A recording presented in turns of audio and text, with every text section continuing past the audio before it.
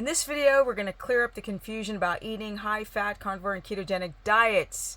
Like, does fat make you fat? And does your fat cells have a cap in how much fat they'll take? And will fat make you diabetic and insulin resistant? Let's get into it.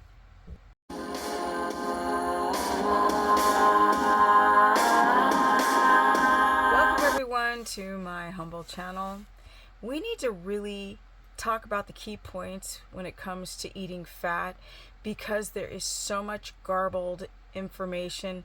It's not contextual. So let's start with fat does not make you fat. How? I thought that fat has more calories, it's more calorically dense than carbs. That is true, but it has nothing to do, your weight has nothing to do with calories, but rather how your body uses the calories. For example, if you're insulin resistant, now you are in fat storage mode. If you have high insulin resistance and high LPL, then you are going to most likely store more fat.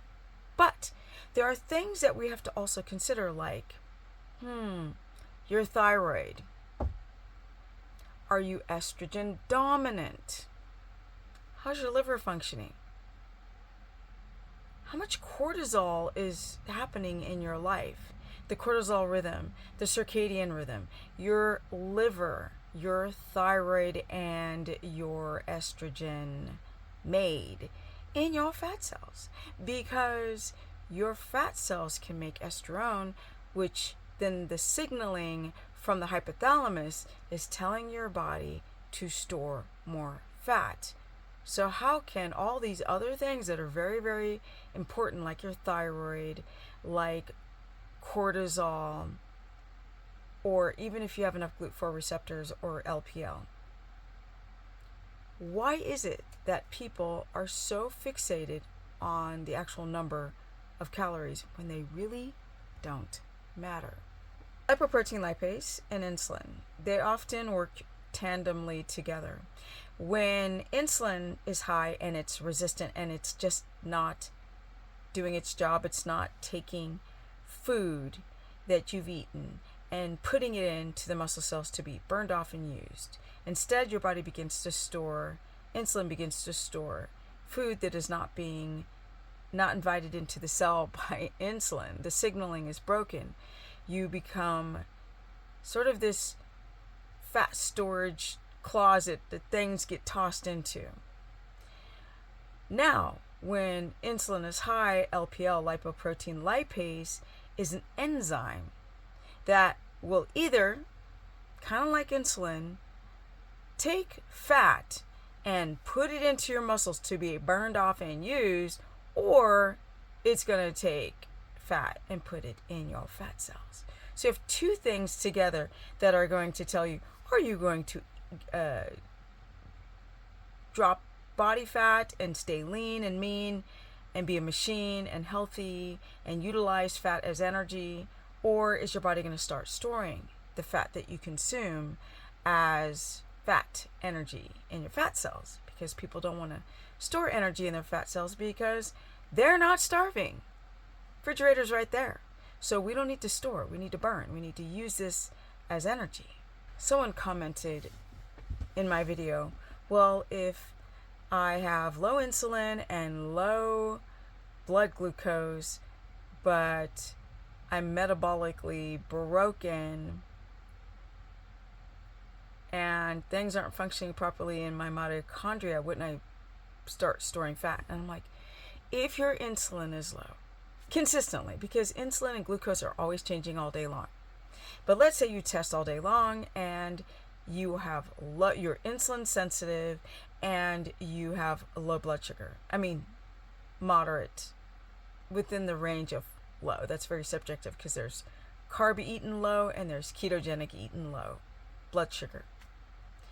Most likely you ain't going to store fat because it's very hard to be very insulin sensitive and have moderate to low glucose and high ketones, let's say if you're ketogenic, and then have a broken metabolism. Like, it doesn't make any sense. If you are testing with a low insulin and low blood sugar, you might be hypoglycemic. You also have to factor in your thyroid or estrogen dominance if you're storing fat. Do you have cortisol shifts throughout the day, and is your sleep sucking?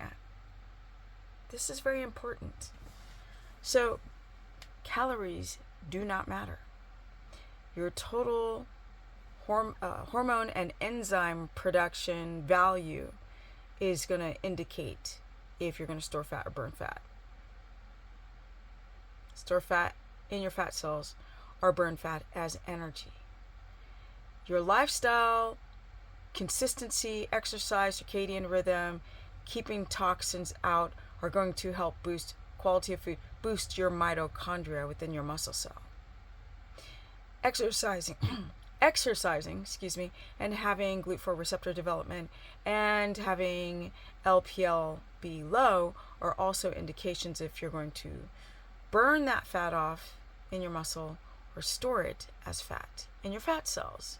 It's not just about fat makes you fat. And I know this video is kind of wordy and long, but I want to give you guys something to think about because there's so much confusion that fat makes you fat and calories matter, which they don't. And then also your fat cells get stuffed because Ben Bickman said that your fat cells get stuffed, and then that's subjective because people who have a slow reaction within their fat cells, as they are stuffing their fat cells, they cap off and don't necessarily divide. That's rare. That's very rare. I know you guys are confused. The Emmerichs are pumping out this weird conversation about how fat is bad for you. They're saying that if you're eating fat, that you could have this delayed reaction and become insulin resistant eating fat because fat makes you insulin resistant. Okay, I know it's confusing, but what they're not factoring in, it's not actually the fat that's making you insulin resistant and requiring more insulin. Fat is not driven by, or insulin is not driven by fat. The problem is if you have high blood sugar, it is not the fat that's driving insulin resistance, it's the high blood sugar. If you're doing a ketogenic or carnivore diet, you could have very, very high blood sugar, this physiological insulin resistance rebounding effect, where in the absence of stored glycogen, right, your body's used to eating crackers and then storing it as energy in your muscle. Now it's gone. That muscle glycogen is gone. And your body's constantly trying to reestablish what it's always known, which is carbohydrates. So now your body starts to go into gluconeogenesis and the blood sugar starts to spike. You have blood sugar high in your bloodstream over 24 hours. And then you see this insulin effect. It's not actually the fat. Insulin is not driven by fat. High glucose is. And we all know that gluconeogenesis is a real thing when people are doing our carnivore and ketogenic diets. So people are getting confused about the swelling of the fat cells, about the insulin resistance of the fat, which is nonsense. Your fat cells are influenced by your blood sugar, not by fat. People are thinking that when you eat fat, now your fat cells are swelling, and then they cap off. First of all, your body divides and makes more adipocytes. Your body makes more fat cells. If you are in storage mode faster than your body can divide fat cells or make new fat cells, now fat is just hanging out in the bloodstream and making your body inflamed. That's not the fat that you are friggin' eating, my people. That is high blood sugar and triglycerides coming from high blood sugar, not fat. You guys are becoming very confused, and now people are going towards the high protein because they're afraid of the fat. Then the MRICs are going on and on and on about how fat makes you insulin resistant. It's not the fat, it's your blood sugar. And then you're eating a fat diet.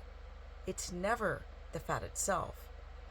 And when you cut out your carbs and your body's not used to making ketones, your body can go into the body factory and make sugar, okay, that requires insulin, and then you're eating high fat. So you're seeing people eating high fat, they're having gallbladder issues, they're not making ketones, and that makes your blood sugar even higher. And that's why this bogus study is subjective, because they're not factoring in people's gallbladder or their cortisol, or if they're having adipocytes or LPL, high lipoprotein lipase, or low, or if you work out. Stop being afraid of fat. Figure out if you have a gallbladder issue or if you're making enough pancreatic lipase or taurine and glycine, and go high fat and stop with this absolute garbled nonsense. I'm going to review another one of these videos, and it's not like I have nothing against them, but they're putting out great content for me to really break it down and explain to you guys that this stuff is sense. Okay? Now, comment below, share this content. Don't forget to hit the notification bell if you guys feel like you need help. I do offer consultations. I run a course where we have these discussions and we go deep into this. I'm gaining fat, or am I going to have a heart attack on fat, or what if I eat high protein, and what if I eat carbs? What do I do if I'm inflamed and have leaky gut? StephaniePerson.com. You can sign up for that there. My Instagram is Stephanie Ketogenic. Facebook fan page is Stephanie the Business. I can't talk. Person, and I'm out because I gotta edit this before it gets too late. Peace.